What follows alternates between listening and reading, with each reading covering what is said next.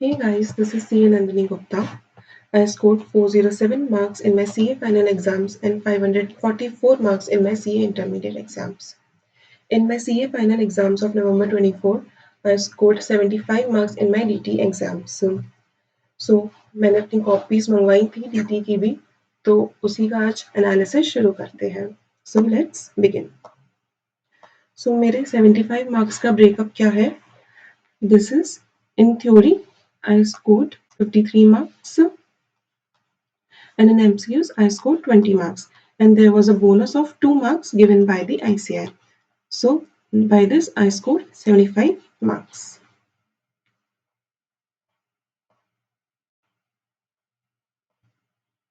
So now the first question which I have attempted is question number 3A. So पहला तो मैं एक चीज़ आपकी क्लियर कर दूं कि कभी भी स्टूडेंट्स को क्रोनोलॉजिकली क्वेश्चन सॉल्व करना ज़रूरी नहीं है. मतलब वो अपने अकॉर्डिंग ज़रूरी नहीं है कि वो फर्स्ट क्वेश्चन से ही शुरू करें. वो कोई सा भी set of question just 2 3 4 any question they can start with that. But yes, अगर एक क्वेश्चन के 2 पार्ट्स और 3 पार्ट्स है, let's suppose A, B and C, तो वो तीनों एक साथ होने चाहिए. आप A, B, C भी किसी भी क्रोनोलॉजी में सॉल्व कर सकते हो. इधर आप पहले B सॉल्व कर लें, then A, then C, that's okay. But एक क्वेश्चन के सब पार्ट्स आपको सारे साथ में सॉल्व करने हैं. Okay, so now we will focus on question number 3A. So question number 3A के भी 3 पार्ट्स थे of 4 marks, 2 marks and 2 marks. So first part is of charitable trust. तो अपन इस क्वेश्चन में देखें तो मुझे 2 मार्क्स अलॉट हुए आउट ऑफ 4. तो इसमें हम देखें तो मैंने अपने आंसर की शुरुआत सेक्शन नंबर कोट करके की and then I write the provision over there. Okay, so मेरा सेक्शन नंबर सही था तो मुझे उस मार्क्स मिल गए एंड मैंने प्रोविजन सही कोट किया था तो मुझे उसके मार्क्स मिल गए. बट मैंने यहाँ पे अपनी कैलकुलेशन में कोई मिस्टेक की थी तो मुझे उसके मार्क्स मेरे डिडक्ट हो गए. तो अब यहाँ पे देखें तो आईसीआई ने मुझे मार्क्स मेरे सेक्शन नंबर पे दिए एंड प्रोविजन पे दिए. आप यहाँ पे देखेंगे तो मैंने प्रोविजन में लीगल लैंग्वेज को नहीं लिखा है. सो ये एक मिथ था कि हम डीटी में आईडीटी में लीगल लैंग्वेज को ही लिखेंगे तो ही हमें मार्क्स मिलेंगे. ऐसा नहीं है, आप अपनी लैंग्वेज में भी लिख सकते हैं but that provision should be correct, should be matched with the legal law. जो भी लॉ में परसेंटेज फिगर्स या कुछ भी लिखा हुआ है वो उससे मैच होना चाहिए, भले वो आपकी लैंग्वेज में ही क्यों ना हो. तो यहाँ पे भी मेरा section number and the legal provision was matching with the main law. So मुझे उस पर मार्क्स अलॉट हो गए एंड मेरे कैलकुलेशन मिस्टेक के मार्क्स डिडक्ट हो गए.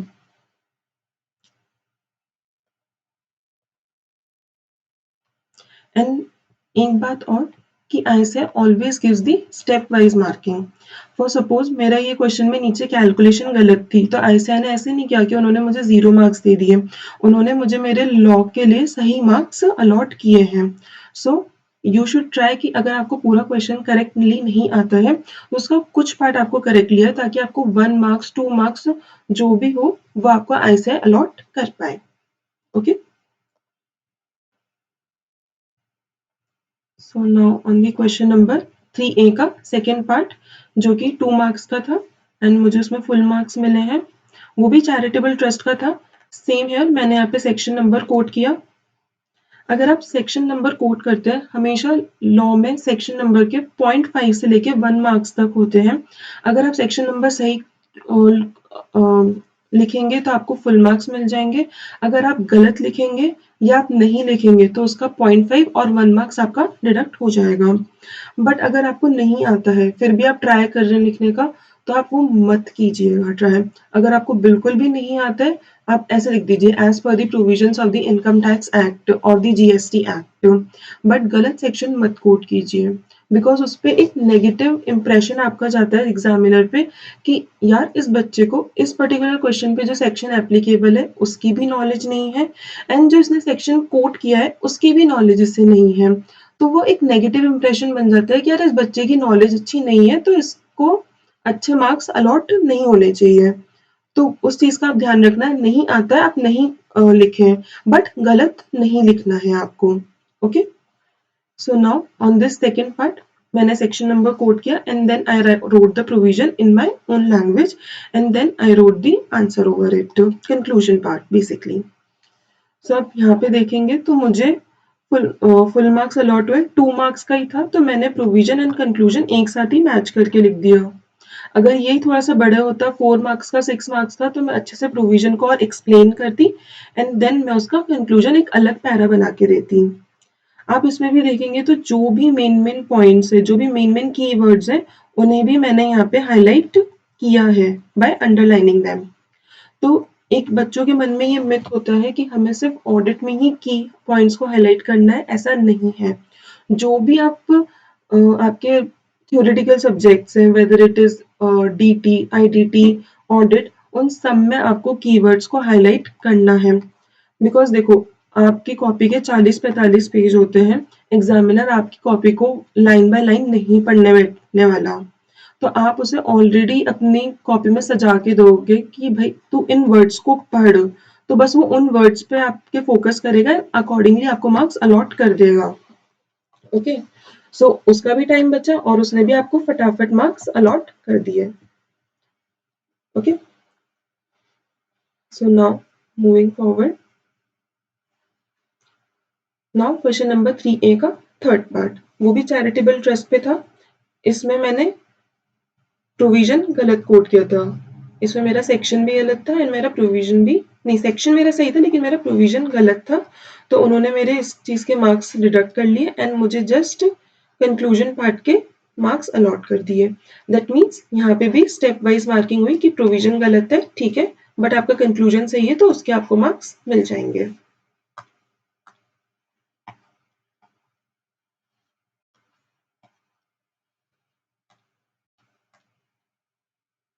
Okay, so now on question number 3B। Question number 3B था डबल टैक्सेशन रिलीफ से रिलेटेड। अब इसमें आप देखेंगे कि मैंने अपना कंप्यूटेशन बनाया है, फर्स्टली पीजीवीपी एंड देन उसमें मैंने सारे इनकम को लिखा है। आप इसमें देखिए कि मैंने हर इनकम को लिखने के बाद एक लाइन का स्पेस दिया है, जिससे कि वो एक आराम से एग्जामिनर को जस्ट दिख रहा है कि हाँ भाई क्या क्या आइटम्स लिखे हैं और उनके आगे फिगर्स क्या है। अगर मैं यहीं पे ये लाइन स्पेसिंग नहीं देती तो एग्जामिनर को फोकस करके देखना पड़ता कि okay, sole proprietorship in Mumbai की 8 लाख है and business income from country and उसके 9,50,000 है। तो try to make your copy like this कि एग्जामिनर ने एक आंख से देखा और उसे समझ में आ गया कि आपने आंसर में क्या लिखा है।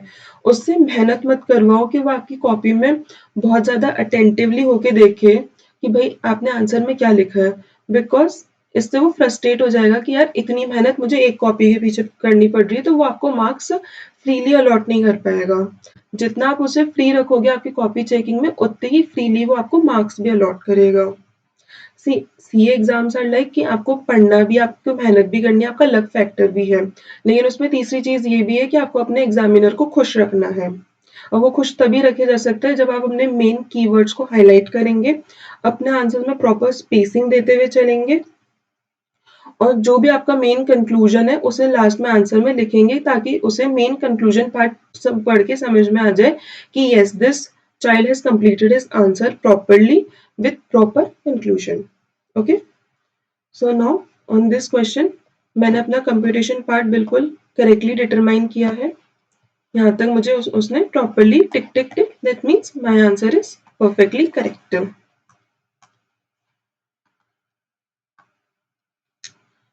Now this tax liability I have determined it correctly.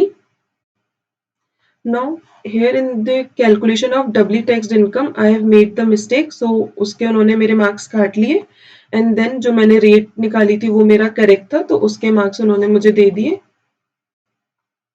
And then मेरी यहाँ पे बिकॉज मेरी डबली टैक्स इनकम गलत थी तो मेरी नेट टैक्स लाइबिलिटी भी गलत आई होगी, तो उसमें उन्होंने मेरे मार्क्स डिडक्ट कर लिए। तो आप यहाँ पे देखेंगे तो मेरी उन्होंने स्टेप वाइज मार्किंग करी है कि मैंने अगर डबली टैक्स इनकम गलत निकाली तो उसके उन्होंने मेरे 0.5 मार्क्स डिडक्ट कर लिए एंड मुझे 5.5 मार्क्स आउट ऑफ 6 अलॉट कर दिए। सो बाय दिस मुझे मेरे क्वेश्चन नंबर थर्ड में 10.5 मार्क्स मिले हैं out of 14, which is a very good score. अब ना फर्स्ट क्वेश्चन जिसमें मैंने 10.5 मार्क्स स्कोर कर लिए, तो इसके बाद एग्जामिनर को भी समझ में आ गया होगा कि this child has knowledge about the subject. She knows how to write the answer. She knows the provision. She is aware about the sections. So अब मैंने एक अपना impression set कर लिया कि yeah this child is very knowledgeable about the subject. So now moving forward.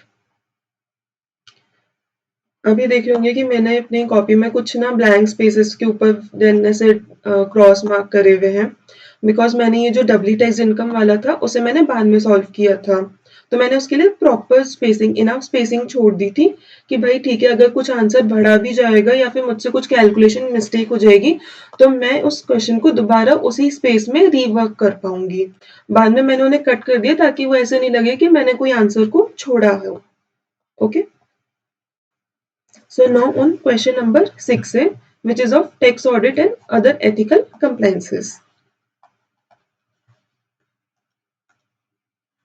अब आप इसमें देखेंगे कि मैंने ये जो पहले अपना इशू इन वर्ड लिखा ये गलत था तो उस पर उन्होंने मेरे मार्क्स डिडक्ट कर लिए एंड देन जब मैंने यहाँ पे अपना रेलेवेंट प्रोविजन लिखा तो उस पर उन्होंने मुझे करेक्ट मार्क्स दिए हैं मेरा कंक्लूजन पार्ट सही था तो उस पर भी उन्होंने मुझे मार्क्स अलॉट कर दिए सो बेसिकली मुझे मेरे क्वेश्चन नंबर 6A के वन पार्ट में 3.5 मार्क्स मिले आउट ऑफ 6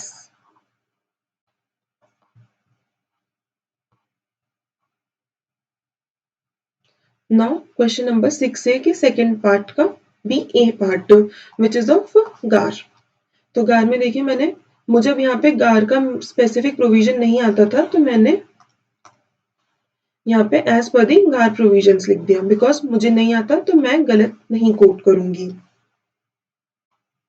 मैंने यहाँ पे अपनी लैंग्वेज में प्रोविजन को एक्सप्लेन किया प्रॉपरली मेन पॉइंट्स को हाईलाइट भी कर दिया मेन कीवर्ड्स को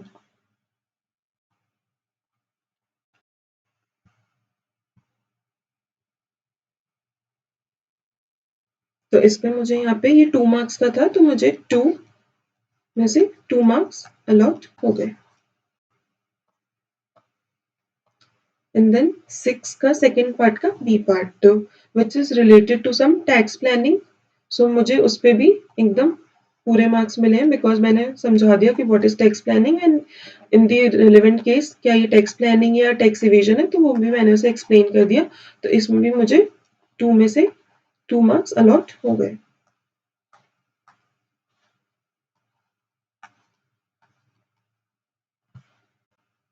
सो मुझे 6 के सेकेंड पार्ट में भी 4 में से 4 मार्क्स अलॉट हुए हैं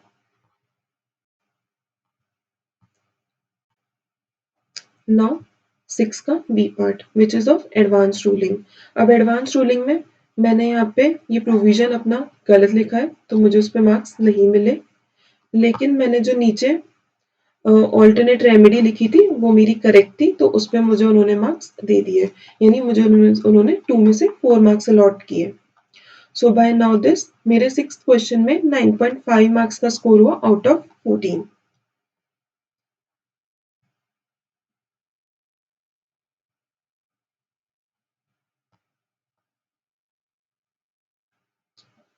Now question number 4A which is related to TDS.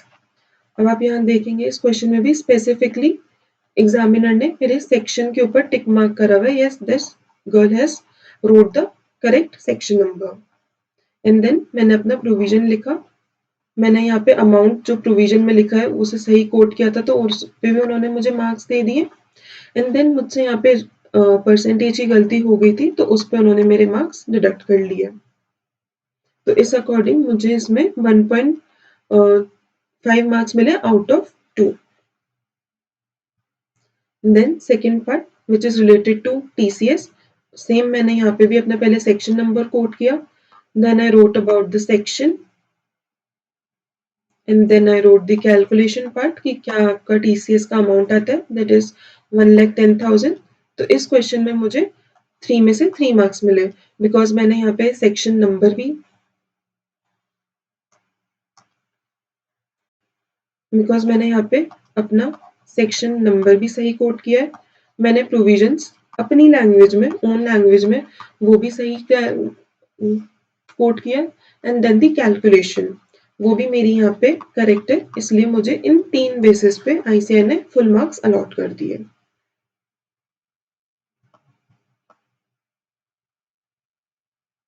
And then third part, अब थर्ड पार्ट में देखिए आईसीएआई ने मैंने सेक्शन नंबर गलत कोट कर दिया था। यहाँ पे सेक्शन 194 बी ए आता, मैंने यहाँ पे बी ए लिख दिया था, तो उस पर आईसीएआई ने मेरे मार्क्स डिडक्ट कर लिए। एंड बाकी मैंने यहाँ पे परसेंटेज सही लिखा है, मैंने अपना प्रोविजन सही एक्सप्लेन किया है, मैंने यहाँ पे अपने कैलकुलेशन सही करी है, देखिए यहाँ पे टिक लगे हुए हैं ऑलरेडी, तो मेरी कैलकुलेशन बिल्कुल सही है। कैलकुलेशन के उन्होंने मुझे फुल मार्क्स दिए, यानी उन्होंने मेरे यहाँ पे 3 में से 0.5 मार्क्स डिडक्ट किए, बिकॉज मैंने यहाँ पे अपना सेक्शन नंबर गलत कोट किया था, तो मुझे यहाँ पे 2.5 मार्क्स मिले आउट ऑफ 3।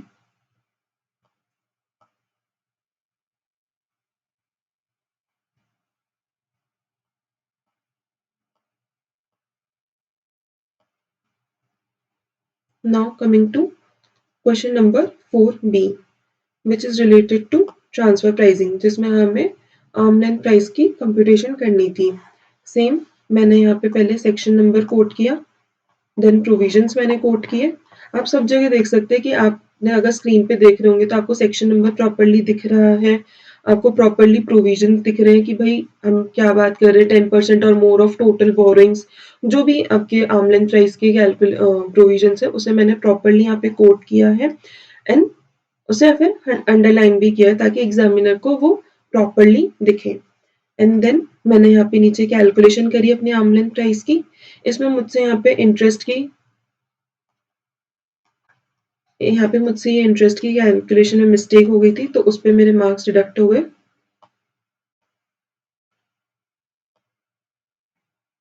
अब सिंस मेरी ऊपर एक जगह पे गलती हो गई, बिकॉज मैंने आर्म लेंथ प्राइस सही कैलकुलेट नहीं करी, तो उस वजह से मेरी आगे की जो कैलकुलेशन है वो भी गलत हो गई, तो इसलिए मेरे आगे के मार्क्स डिडक्ट हो गए। मैंने यहाँ पे ड्यू डेट सही मेंशन की थी, तो मुझे उस पे मार्क्स मिल गए, उस पे मुझे मार्क्स मिल गए। एंड देन मैंने पेनल्टी भी मुझे याद नहीं थी, मैंने कोट कर दी थी बस, और वो भी मेरी गलती निकली, तो उस पे मेरे मार्क्स डिडक्ट हुए। तो मुझे इन टोटल इस क्वेश्चन में 3 मार्क्स मिले out of 6।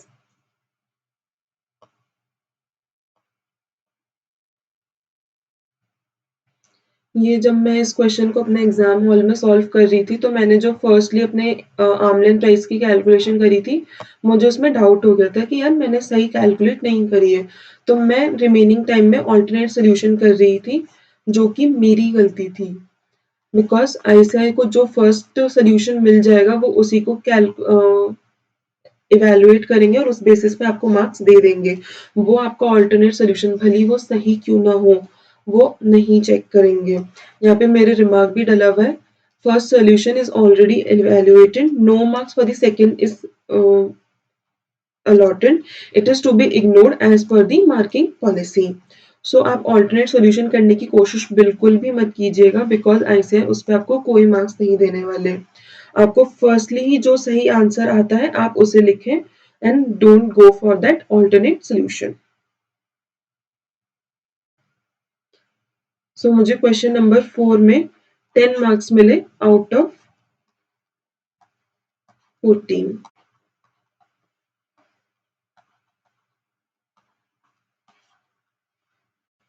10 marks out of 14। So now question number 2A, which is related to slum sale। अब आप स्लम सेल में देखिए, मैंने नेटवर्थ की कैलकुलेशन करी, जो कि मेरी करेक्ट थी बिल्कुल, मुझे फुल मार्क्स मिले उसमें। And then I calculated the fair market value which was also correct. अब मैंने यहाँ पे फुल अपनी कैलकुलेशन सही की थी, मतलब मुझे कहीं पे भी ये नहीं दिखा कि उन्होंने मुझे रिमार्क दिया हो या फिर ना कुछ क्रॉस लगाए हो या ब्रैकेट्स बनाए हो। बट स्टिल उन्होंने मुझे इसमें 7.5 मार्क्स दिए out of 8। Might be possible कि वो मुझसे एक्सपेक्ट कर रहे हो कि मैं इसमें कुछ लीगल प्रोविजंस लिखूं पहले स्लम सेल की, that what is net worth, what is fair market value, and when what is the situation when the slump sale calculation is being done. तो हो सकता है उस बेसिस पे उन्होंने मेरे 0.5 मार्क्स डिडक्ट किए हैं। बाकी उन्होंने मुझे इसमें फुल मार्क्स ही मतलब 7.5 मार्क्स अलॉट किया out of 8। Now question number 2B, जिसमें हमें एडजस्टेड, मैंने पहले एडजस्टेड टोटल इनकम की कैलकुलेशन की है बिकॉज इसमें हमें एक्चुअल एक्सपेंसेस डिटरमाइन करने थे। नाउ बाय दिस, मैं एक बात मतलब थोड़ी सी ये अलग है अपने कॉपी इवैल्यूएशन से, कि जो एक्चुअल एक्सपेंसेस का जो प्रोविजन था वो बहुत ही छोटा प्रोविजन था। मतलब बच्चे हमेशा उसे नेग्लेक्ट करके जाते थे कि भाई इसको तो क्या ही पूछेंगे, बस इसकी एक बार तो लिमिट्स ऊपर से पढ़ लो and it is not so important for the exams. But जब ये एग्जाम हॉल में इसे देखा तो इट वाज लाइक कि ओ गॉड, इसे थोड़ा सा ध्यान से पढ़ लेते, लिमिट याद होती तो ये क्वेश्चन आज पूरा सही हो जाता। So now ICAI is changing it's examining pattern कि हाँ भाई हमें कॉर्नर ऑफ द बुक्स को भी पूछना है अपने बच्चों से। पहले हम जो सिर्फ ABC कैटेगरी के बेसिस पे ए वाले पार्ट को बहुत अच्छे से, बी पार्ट को थोड़ा अच्छे ध्यान से एंड सी को तो बिल्कुल ही नेग्लेक्ट करके जाते थे। भाई अब से वो नहीं करना है। ICAI कैन आस्क एनीथिंग, तो जो भी आपका सिलेबस है उसे पूरा प्रॉपरली अच्छे से पढ़ें। So now coming back to it, question number 2B, पहले मैंने एडजस्टेड टोटल इनकम की कैलकुलेशन करी जो कि मेरी करेक्ट थी।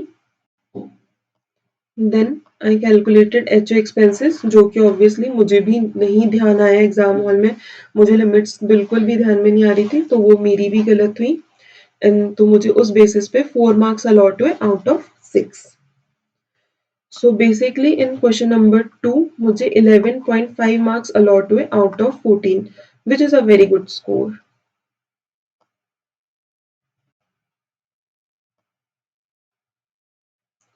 सो नाउ क्वेश्चन नंबर 1, जो सबसे बड़ा क्वेश्चन आता है, कंपल्सरी वन, कि हमें पूरा income computation and tax liability calculate करनी है। सो नाउ इसमें भी मैंने यहाँ पे अपने पहले PGBP की इनकम निकाली। हाँ, अब मैं इसमें आपसे एक बात कहना चाहूंगी कि फॉर सपोज देखिए मैंने यहाँ पे डिप्रीसिएशन लिखा, then I wrote interest expense, मेरे को ऐड करने थे आइटम्स, तो मैंने यहीं पे लिख दिया that related to other source income. ये यहाँ का एक आइटम नहीं है, ये अदर सोर्स का है।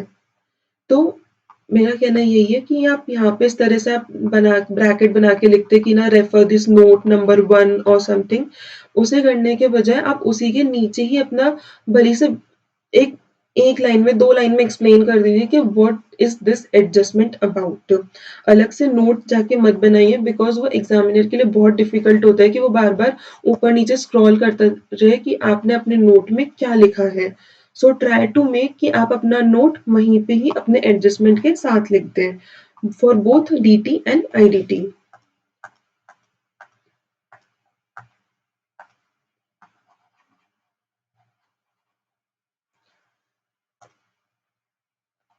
एंड देन मैंने देखिए हर एडजस्टमेंट के बाद वही प्रॉपर स्पेसिंग अपनी छोड़ी है ताकि एग्जामिनर को प्रॉपरली समझ में आए कि कौन से एडजस्टमेंट का क्या अमाउंट है।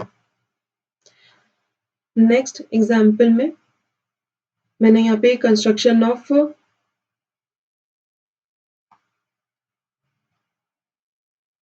जो भी हम मुझे भी नहीं है समझ में आ रही है, मेरी भी थोड़ी सी गंदी राइटिंग है। सो एडजस्टमेंट में मेरा गलत ही हुआ है।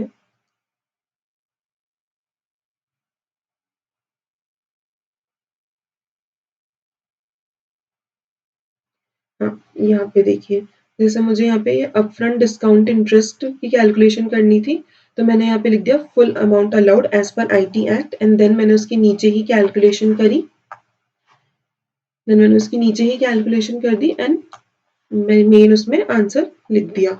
So don't make separate notes for the transactions for the adjustments, just write the note below the transaction only, below the adjustment only, and leave proper spacing between each adjustment.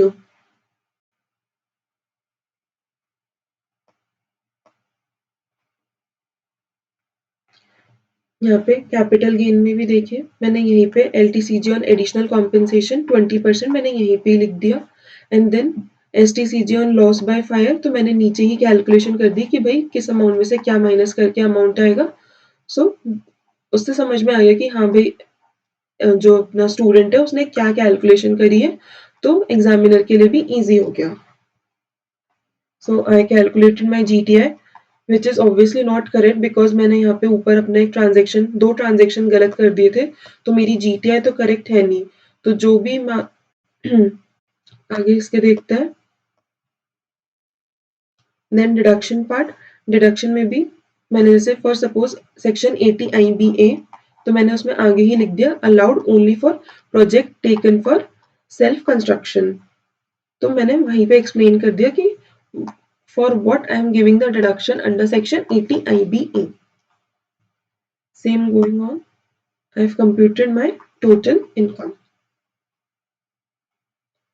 I calculated this tax liability all over here and then I give the conclusion that it is beneficial to pay tax under 115 BAA.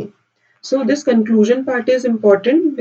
उससे समझ में examiner को आ जाएगा कि हाँ भाई बच्चे को नॉलेज है कि भाई एट लास्ट कंपनी को किस रिजीम में अपना टैक्स पे करना चाहिए और what ever the other conclusion the examiner wants from the examinee.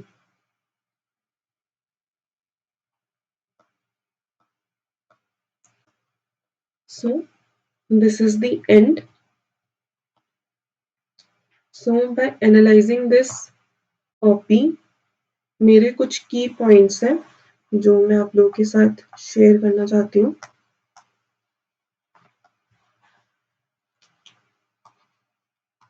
Firstly right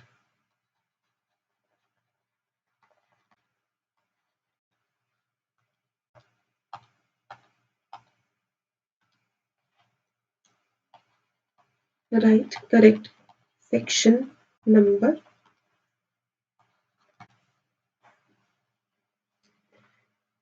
You can write the provisions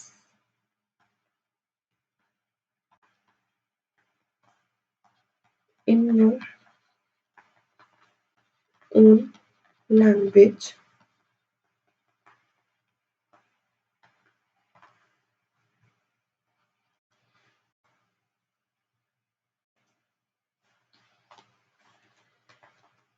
Proper spacing between the answers.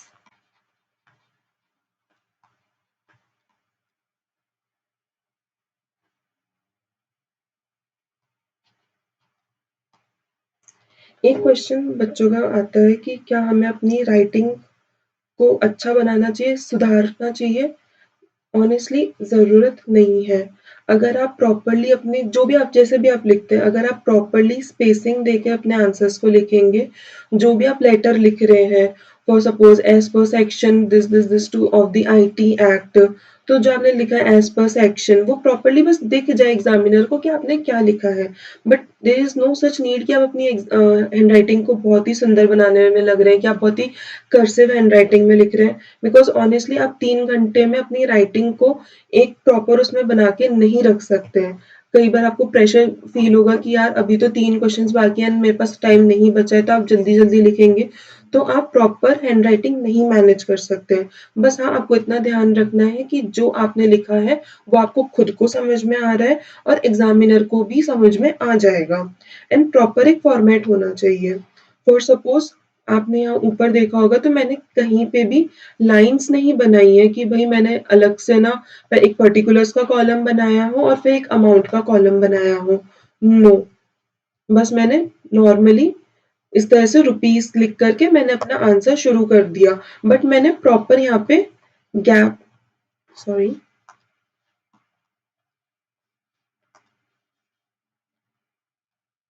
मैंने यहाँ पे प्रॉपर गैप रखा है between the adjustment and the amount. जिससे examiner को समझ में आ जाए कि हाँ भाई क्या एडजस्टमेंट है और उसका क्या स्पेसिफिक अमाउंट है।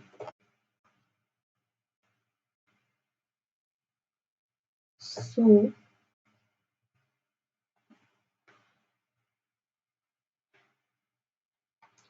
no need to make columns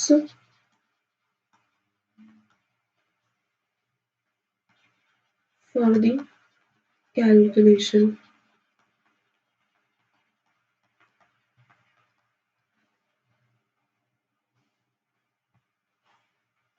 And then lastly, underline main keywords.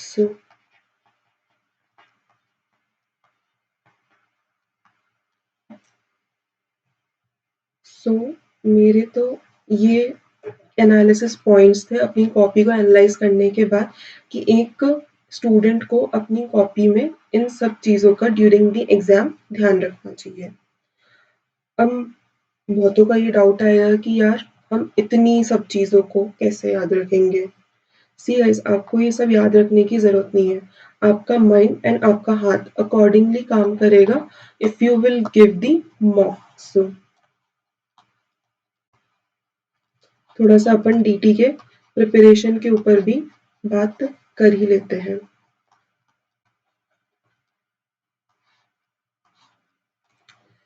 एक आइडियल डीटी की प्रिपरेशन कैसे होनी चाहिए उस पर भी एक अपन थोड़ी सी बात कर लेते हैं। ओके, सो फर्स्टली जब अपन अपना फर्स्ट रिवीजन करने बैठे हैं, गिव 15 to 18 days जिसमें आप एवरी प्रोविजन जितनी भी आपकी बुक में है, आईसीआई की मैट में, आपने जो भी टीचर की ली है क्लासेस, हर प्रोविजन को आप पढ़ेंगे। Solve each question. First revision में अपने क्वेश्चन बैंक को आप पूरा सॉल्व करेंगे, कोई क्वेश्चन नहीं छोड़ेंगे। 100% क्वेश्चन सॉल्विंग को। एंड इसी के साथ आप एक काम कर सकते हैं कि अपने क्वेश्चन बैंक में अपनी खुद की, not of any teacher but अपनी खुद की ABC कैटेगरी बना सकते हैं कि या these are some questions which are most important to them important for me, कि हाँ भाई मुझे इसका एडजस्टमेंट बार बार समझ में नहीं आता है तो मैं इसे ए में रखूंगी और जब मैं अपना सेकेंड रिवीजन करूंगी तो भी मैं इसे लिख के सॉल्व करूंगी। B category are those questions कि हाँ भाई मुझे समझ में आ चुके हैं अभी, लेकिन स्टिल मैं इन पे दो बार इन पे ध्यान और दूंगी। And C category are like कि हाँ भाई ये तो बहुत ही सिंपल है, मैंने इनको बस अब एक बार देख लिया तो अब मुझे इतना नीड नहीं है, या फिर मैं बस सेकेंड रिवीजन में बस इनको पढ़ लूंगी, लिख के सॉल्व नहीं करूंगी, पढ़ के भी देख लूंगी, रीड कर लूंगी तो भी इन क्वेश्चंस का काम हो जाएगा। ओके,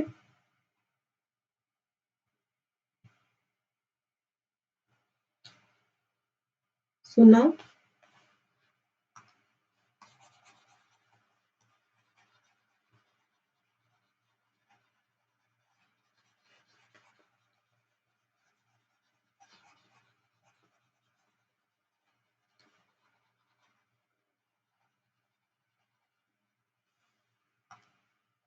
अगर मैं सेकेंड रिवीजन की बात करूं तो सेकेंड रिवीजन में आपको 10 to 13 डेज देने चाहिए, बिकॉज आपने एक बार इन डिटेल अपने सब्जेक्ट को पढ़ लिया है तो 10 to 13 days are the maximum time you should give for your second revision with both solving revising all your provisions along with the questions में आपने ए कैटेगरी कर लिया, बी कैटेगरी कर लिया एंड सी कैटेगरी को पढ़ के छोड़ दिया, that's okay. After doing your second revision, give your first mock. Don't give mock after first revision because first revision में आप इतना रिटेन नहीं कर पाते हैं एंड देन जब आप उसे मार्क्स आते हैं आपके फर्स्ट मॉक के बाद तो आप थोड़ा सा डिमोटिवेटेड फील कर सकते हैं। So never give mocks after first revision, always give them after second revision. तो आपका भी एक सब्जेक्ट पे ग्रिप आ जाएगा, प्रोविजंस आपको याद हो जाएंगे, तो आपको एक कॉन्फिडेंट फील होगा अपने फर्स्ट मॉक के बाद भी. तो give your mock after second revision. And according to my opinion, every student should give 2 mocks of each subject. 2 mocks क्यों देने चाहिए? Because यार देखो, क्वेश्चन पेपर कभी भी 3 घंटे का बन के नहीं आता है, वो अराउंड आपका 3.5 घंटे 4 घंटे का बन के आता है. जैसे सपोज अभी इस बार का जो IBS का 13 नवंबर को पेपर आया था, उसके लिए बच्चे कह रहे थे कि यार ये 4 घंटे का पेपर नहीं है, ये तो कम से कम 5-5.5 घंटे का पेपर है. तो सेम हर सब्जेक्ट के साथ सेम होता है, वो कभी भी 3 घंटे का नहीं होता, वो उससे थोड़ा ज्यादा ही होता है. तो जब तक आप 2 मॉक्स दे करके एक स्ट्रैटेजी नहीं बना लेंगे कि आपको कितना टाइम किस क्वेश्चन को देना है, या फिर आप किसी क्वेश्चन में अटक रहे हो तो अब उसे छोड़ के आगे बढ़ना है, वो जब तक आप 2 मॉक्स नहीं दे लेते हो, घर पे उतनी आपकी प्रैक्टिस नहीं हो जाती है, तो मेन एग्जाम्स में आप उस तरह से वर्क नहीं कर पाते हैं. So at least give 2 मॉक्स for the before your main exam. Now if I talk about 1.5 day revision plan. So मैंने इसमें क्या किया था, मैं अपना बता देती हूँ. मैंने अपना 1 डे रखा था. 1 डे कैसे कि मैं अपना कौन सा पेपर था, ऑडिट का पेपर दे के आई. 6:30 मैं अपने DT की पढ़ाई के लिए बैठ गई. 6:30 to 12 मैंने अपनी पढ़ाई करी. इसमें बीच में मैंने हाफ आवर का अपना डिनर ब्रेक लिया था. बाकी मैंने 6:30 to 12 अपनी पढ़ाई करी, जिसमें मैंने रिवीजन किया था अपने प्रोविजंस का, but not of very heavy provision, जो छोटे मोटे प्रोविजंस थे, बिकॉज आप ऑलरेडी एक पेपर दे के आए हो तो आप एग्जॉस्टेड हो. तो don't pick up some heavy provisions, go for the lighter one. So आपके ना वो जल्दी जल्दी कंप्लीट भी हो जाएंगे एंड आपको इतना बर्डन अप भी फील नहीं होगा. सो मैंने जो किया था वो मैं 12 o'clock तक मैंने अपना ये किया, and then I slept down. Then I woke up at 6. I got free by 7 a.m. and then मैंने अपना पूरे दिन भर में बाकी के जो मेन प्रोविजन है, जो हार्ड वन है, उन्हें भी मैंने रिवाइज कर लिया. तो मैंने अपना एक दिन इस तरह से कंप्लीट कर दिया. अब बच्चे मेरे अगले दिन, जिस दिन मुझे पेपर देने जा रहे हैं, उसके सुबह का टाइम, वो मेरे पास कितना है, वही से 7 AM से लेकर के मेरे पास अराउंड 12:30. तो मेरे पास अराउंड कितना टाइम हुआ मेरे लिए,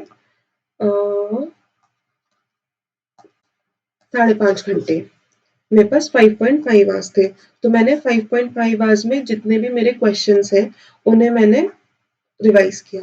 अब क्वेश्चन आता है कि भाई हमने 5.5 घंटे में क्वेश्चंस को कैसे रिवाइज कर लिया, कैसे हमने LDR क्वेश्चंस को हैंडल किया. तो उसके लिए मैंने मेरी एक छोटी सी मतलब ये ट्रिक कह लो या कुछ भी टिप्स कह लो.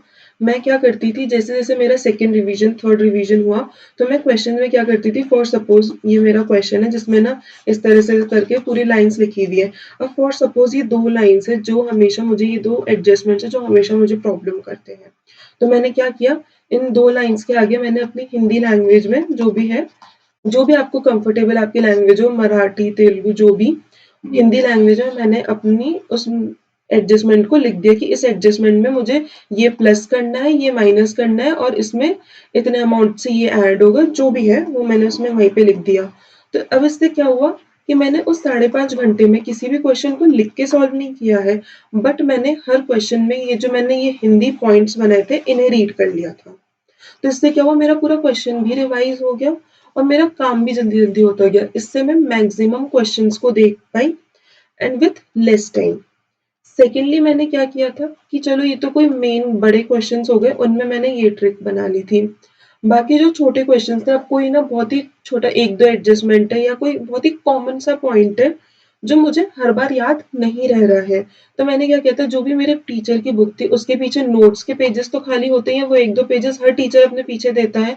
तो मैंने उस पर 1 2 3 4 करके मैंने मेरा थर्ड रिवीजन चल रहा था, तो मैंने पॉइंट्स बना लिए थे कि हाँ ये पॉइंट्स है जिन्हें मैं एलडीआर में पढ़ के जाऊंगी, बाकी फिर मुझे अपने इस क्वेश्चन बैंक को देखने की जरूरत नहीं है।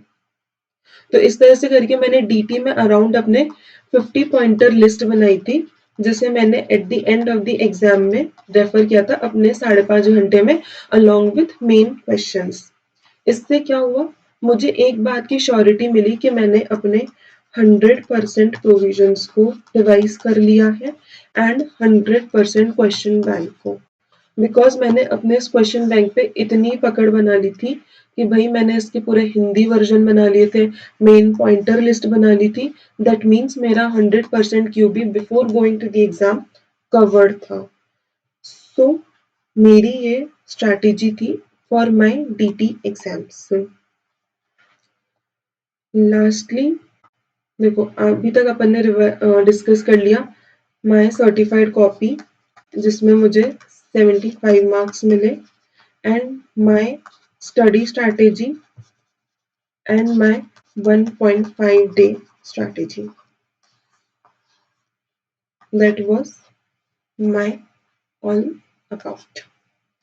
लास्टली मैं आप सबसे यही कहना चाहूँगी कि भाई ये स्ट्रैटेजीज तो सब ठीक है, बट इन सबसे बढ़कर भी चीज़ होती है motivation. Guys you should always stay motivated. बहुत बार ऐसा फील होगा कि यार नहीं हो पा रहा है, सब छोड़ देने का मन करेगा, बट हमेशा एक बात सोचना कि मैंने ये स्टार्ट क्यों किया था। अब तो मैं आखिरी पड़ाव पर हूँ, मैंने फाउंडेशन क्लियर कर लिया, इंटरमीडिएट क्लियर कर लिया, आर्टिकलशिप कंप्लीट कर ली, तो अब तो मैं सिर्फ 6-7 महीने दूर हूँ अपने सीए डिग्री से, अपने नाम के आगे सीए लगने से। तो मैं अब गिव अप नहीं कर सकती, चाहे कोई भी प्रॉब्लम आए, कितनी भी हर्डल्स आ जाए, अब मुझे सीए बनने से कोई नहीं रोक सकता। ये अपने अंदर एटीट्यूड, ये थिंकिंग लाओगे ना तो आराम से निकल जाएगा, कितना ही डिफिकल्ट आईसीआई एग्जाम बना ले, with proper strategy, with proper guidance, with proper notes, with proper question bank and with positive attitude, with positive with positivity, with motivation and with family support, everything is possible। ऐसे नहीं रोक सकता आप लोगों को, भले कितना ही वो डिफिकल्ट पेपर बना ले, कितनी ही वो स्केलिंग कर ले, ऐसे कैन नॉट स्टॉप यू। सो हमेशा मोटिवेटेड रहें, अपनी हेल्थ का ध्यान रखें, ज्यादा जंक का बाहर का नहीं खाएं, do your best, your family will proud of you when you will say that mummy papa मैं सीए बन गया या मैं सीए बन गई। Just feel have feel of that moment कि जब वो कितने खुश होंगे कि यार आप सीए बन गए। सो उन खुशियों के बारे में सोचिए एंड जस्ट लगे रहो, ये मंजिल मिल जाएगी। सफर थोड़ा सा कठिन है, बट मंजिल के उस पार आकर के जो दुनिया है वो बहुत खूबसूरत है। सो विद दिस नोट मैं आप सबसे विदा लेती हूँ। लास्टली मैं ट्राई कर रही हूँ कि मैं और भी ऐसे वीडियोस लाऊं, अपने और भी सर्टिफाइड कॉपीज आपके साथ शेयर करूँ। प्लीज़ इस वीडियो को ज़्यादा से ज़्यादा अपने फ्रेंड्स के साथ, जूनियर्स के साथ, कलीग्स के साथ शेयर करें। Follow my channel, subscribe to it. मैं और बहुत जल्दी ऐसे वीडियोस को लेकर के आऊँगी। So now this is CA Nandini Gupta signing off. Thank you. Bye bye.